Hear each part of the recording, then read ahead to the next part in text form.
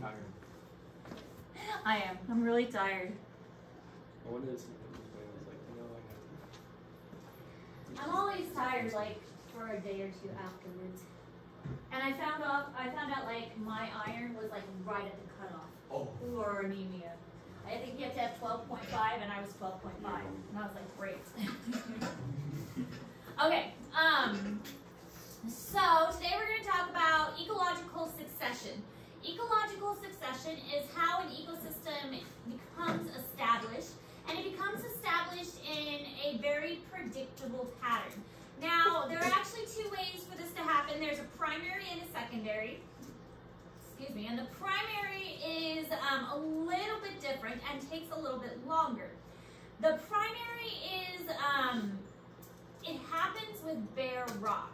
The bare rock is what we see when there is usually like, a glacier has moved away.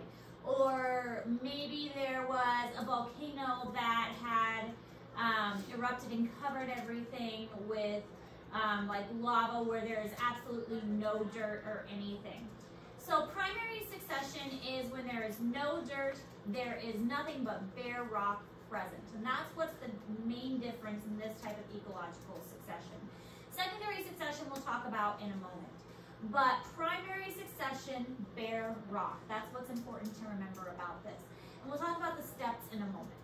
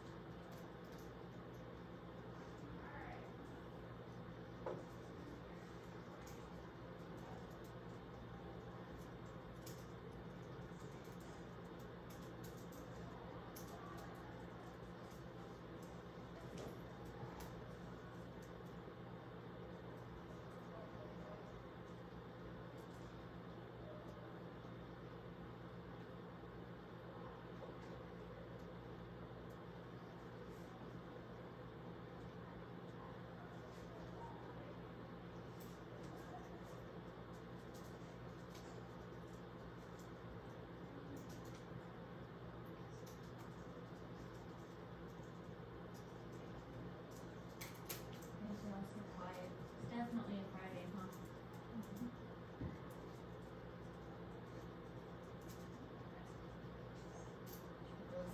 After yesterday, it's like, can't come and sit.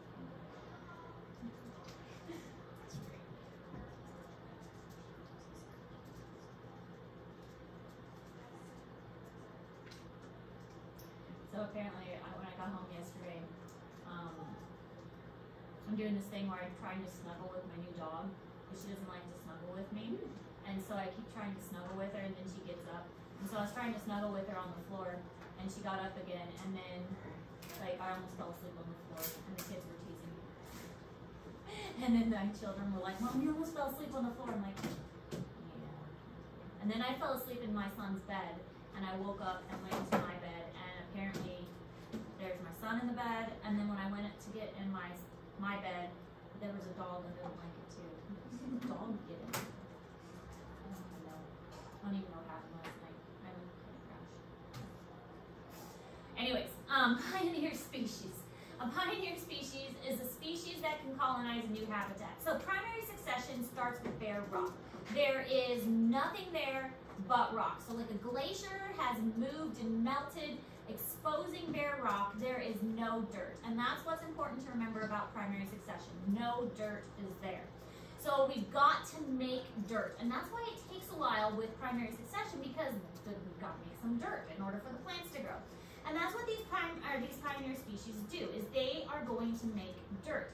So what grows on rocks is usually moss and lichen.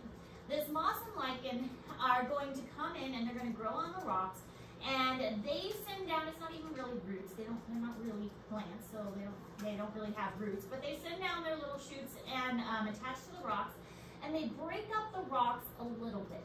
And then they are going to die, and when they die, they add their organic matter to the little pieces of rock that they broke up. Then more lichen and moss are going to come in and grow on top of them, and they're going to break up the rock even more. They're going to die and add to the organic matter. And this happens over and over again over a long amount of time. And so as the rock gets broken up, as more pioneer species die, you can see how that's going to eventually create something that resembles dirt, which is basically organic matter and pieces of rock. So as this builds up, it's going to allow more plants to come in. And so you're going to have like seeds that are blown in by the wind, or berries and things that are carried in by birds. And that's going to allow for some plants that have shallow roots to take place. Once those shallow roots are able to establish themselves, then that's going to go into the rock crevices and break apart those rocks even more. Then those plants are going to die, contribute their organic matter. That's going to make even more dirt. So it's a long process, but it starts with these pioneer species, the moss and the lichens. And maybe a couple weeds that can grow really good. I mean, dandelions can grow anywhere, so maybe it's in a place that has a dandelion that can grow anywhere. So eventually it's going to grow in these places that, and then die off and make some dirt out of their organic matter. Once you get a little bit of dirt, then you can have something that comes in, have a little bit of roots there, and that breaks up the rock even more. They die, make a little bit more dirt. Takes a while. That's the thing with primary succession. Takes a while.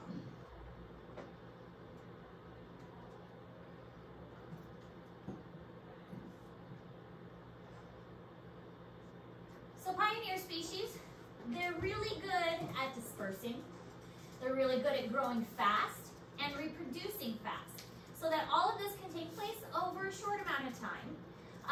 The picture on the right shows like a crevice in the rock, that has eventually broken apart, so that the rock itself breaks apart and more debris and organic stuff can get in there and break the rock apart even more.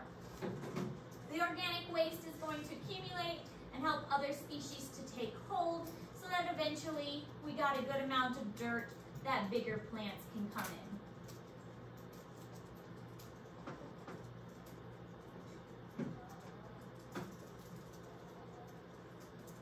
The picture on the left shows some bigger plants growing in like the mosses.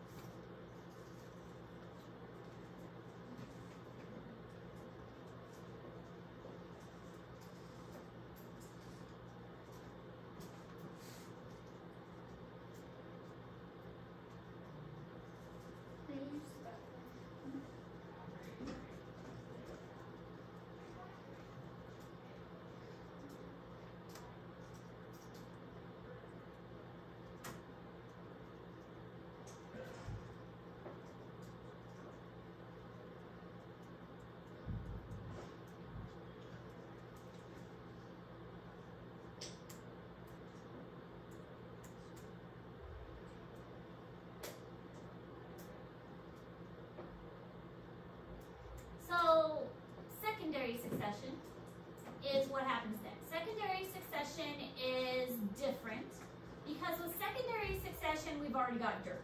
That's the big difference here.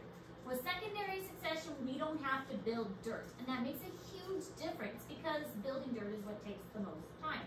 With secondary succession, We already have an established community and something wipes out that community. Maybe it's a fire, maybe it's a tornado, maybe it's like a construction site that came in and built something and disturbed the community, or maybe it was like a new house was built and all of that ground around that area was disturbed. So something came and disrupted everything, so now all you have is dirt. And so that's what secondary succession is. You got dirt. That's it. So you got to build up the community again. So then we follow the same pattern after that. The difference is you just don't have to make the dirt. You're still going to have your pioneer species, but now you don't have to break up the rock. You can skip that step. And you can go straight to the seed dispersal, where you have the little plants that take over. And then from the little plants, you get the bigger plants. And then you eventually get the trees. Now, you do need to keep in mind, though, you're not always going to get like a forest. Okay, if you're in the desert, you're not going to always get a forest, because a forest isn't going to happen in the desert. Where I lived in Kansas, the ultimate thing is called a climax community. We haven't gotten that far yet. That's going to be on the next slide. We weren't going to get a climax community in Kansas because we just didn't have forests in Kansas. We had a prairie. That was going to be the top thing, the final product that we were going to get. Now here, we're going to get a forest. If you had a farmer that plowed a field and then didn't do anything else with his field, eventually it's going to turn into a forest. If you just left that field alone for 10, 20 years, it's going to eventually turn into a forest, because that's what happens around here. We've got trees, and the trees are going to grow, and if you just left it alone, you're going to get a forest. And that would be a secondary succession, because you plowed it up, and that would be knocking everything down, but we've already got dirt, so we don't have to make dirt. But you'd have primary pioneer species that come in, and then you would have after those pioneer species, you would have them decomposing, adding their nutrients, and then you'd have those other species coming in and things like that. You wouldn't have a primary succession because you don't have a rock that you have to take. So secondary succession and primary succession are very similar. Basically, the difference is one of them, you make dirt. The other one, you've already got dirt.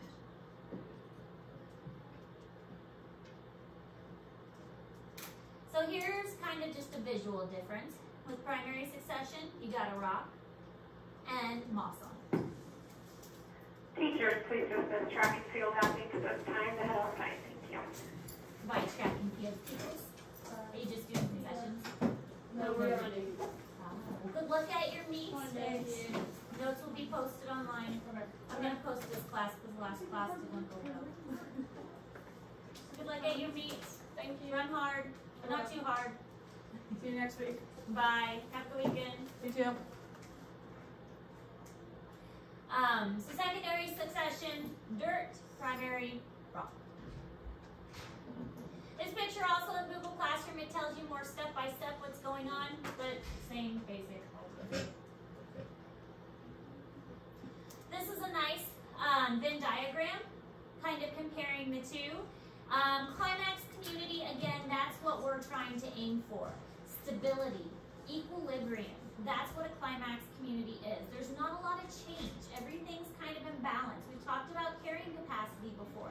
That's what a climax community is, where everything is kind of stable, everything is kind of balanced, and there's not a lot of change. If you go to a forest, you think, oh my goodness, this is a beautiful forest.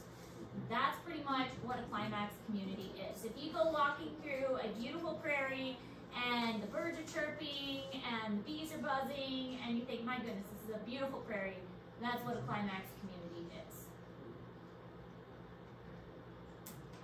So this video talks about primary versus secondary succession. It's a pretty basic video, but I like how it breaks it down.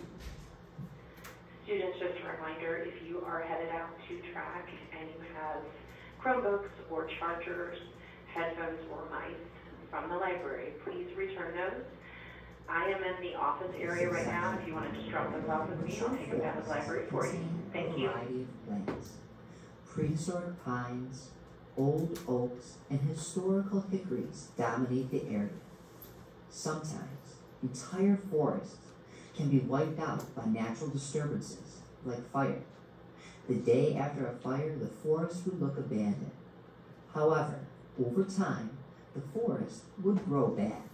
First, low-growing grasses would sprout, then bushes, followed by small trees. The predictable changes that occur in a community is called succession.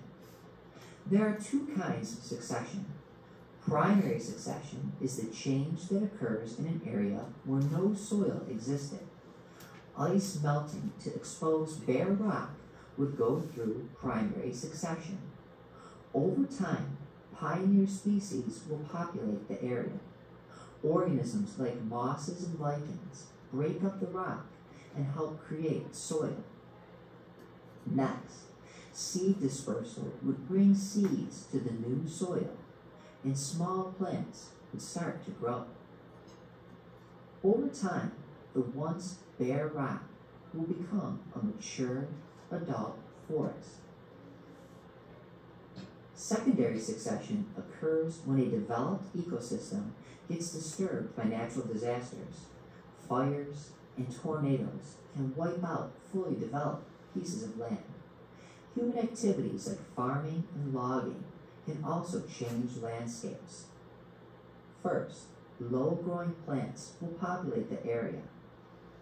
Then, trees will appear and develop. Secondary succession creates a mature forest faster than primary succession because soil was already present in the area. Primary succession is growth for the first time. Secondary succession occurs where soil had already existed. Both types of succession are a series of predictable changes in the development of an ecosystem.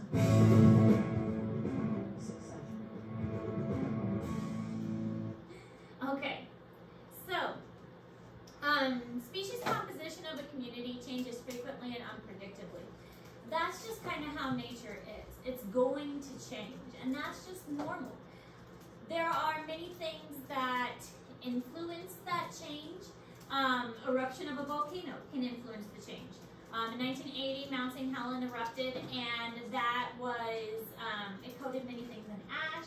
It spewed hot lava. When that lava cooled, there is now rock in areas where there weren't rock before. And then we had pioneer species that came in to help break down that rock.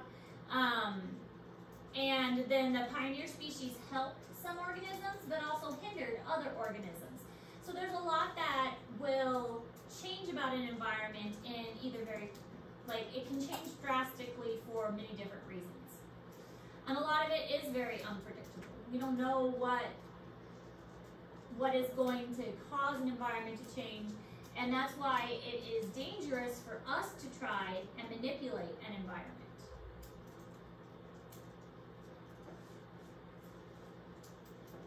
We think we know what we're doing, but we don't.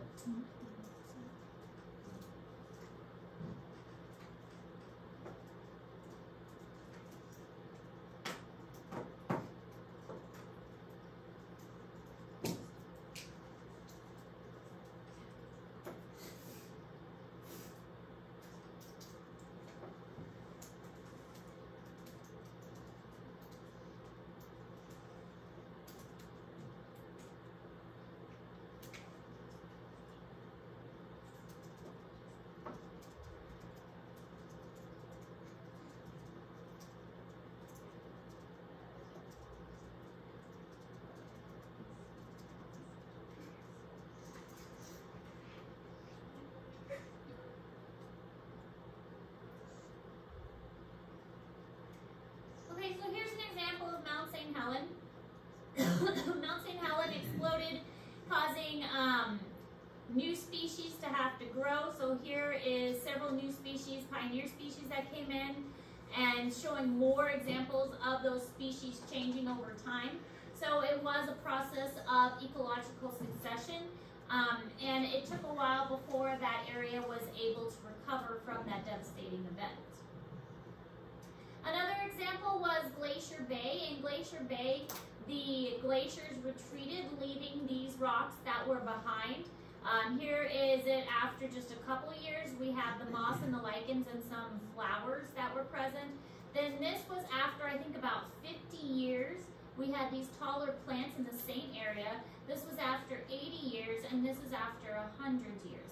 So they were able to monitor these series of events and watch the primary succession as it took place. And so yes, after 100 years, we were able to reach that climax community. And so a climax community is a predictable group of species in that habit, and the habitat stabilizes. So again, this is where there's not as much change. The organisms there are adapted to that particular area. The climate is usually pretty stable. The soils and the species interactions, everything has kind of reached that area where everything's plateaued. You're not going to see many variations as much. I mean, still, there's going to be some changes, but it's like a mature forest, a mature prairie, or what you think of when you think of a habitat of that particular kind.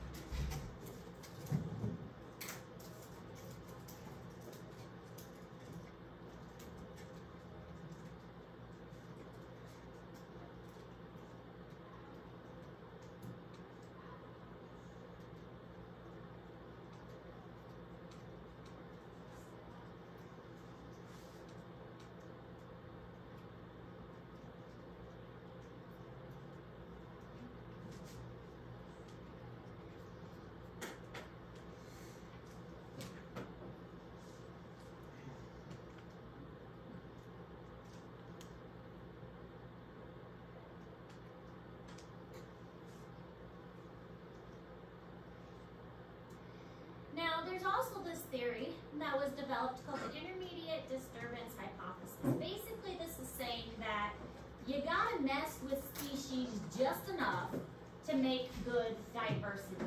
If you mess with them too much, it's gonna stress them out. If you don't mess with them at all, they're gonna be lazy.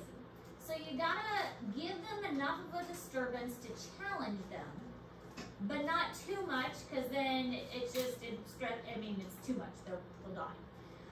If you don't mess with them enough, they get lazy and nothing happens. So intermediate disturbance is going to give them a little bit of a challenge that it's going to cause the best amount of adaptations and modifications for them. So this is going to allow them to reproduce efficiently, to be the healthiest, to survive the best, if they have just a little bit of a challenge. What do you think that sounds like? Why do you think teachers push you a little bit? But we try not to push you too far. There's a whole theory about it. Intermediate disturbance. We can't push you too far because then you flip out on us. But we also want you to get lazy. So that's why we have to find that balance. Intermediate disturbance hypothesis. It's in nature. See, it's a part of nature. Like what I want to say, you're supposed to listen.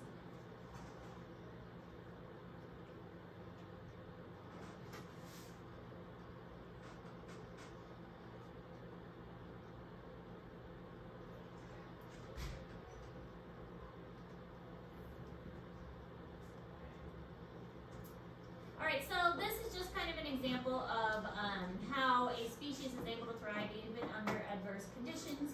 This plant is not in the best of conditions, but it's sending out its little sprouts to populate the area around it, that even under adverse conditions, it is able to modify and adapt to that situation. Okay, then there's also something called an indicator species. Indicator species are species that a scientist will use to help the scientists to determine whether the environment is in a healthy state or not. So these are organisms that are sensitive to changes in the environment. Usually in zoology, I talk about amphibians being a good indicator species because they are. Their skin is like a sponge and will soak up everything around it. So amphibians will soak up pollution that's in the water because their skin is so used to, and amphibians in general are in the water all the time, half their life cycle is in the water. But amphibians aren't the only indicator species. Lichen is a good example. And then as I was researching, I found this really cool chart. If you are at a pond or a lake or a river, something like that, then you find these organisms. You find these, that means that the pond or whatever body of water is really healthy because these have a very limited tolerance of pollution. So these are only found in healthy ponds. However, if you go to a body of water and you find these, that means that the pond is polluted because these survive well in polluted ponds. And you're usually not going to find any of these others in a polluted pond because by the time you get to a pond and you only find these, all these other ones are gone because these can't tolerate the pond water. So it was kind of a neat little chart to say, to just kind of visualize, hey, if these are present, your pond water is bad. But if you got these, your pond water is good because these are very, very sensitive and they're only found in ponds that have really good water. So I thought that was pretty cool.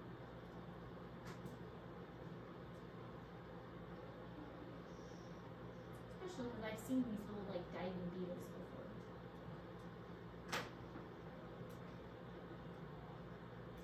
You know, some beetles will blow a air bubble with their abdomen and use that to breathe through so that they can dive underwater. And they basically breathe through their blood. And it's so nice. You should take zoology with me and teach you all this.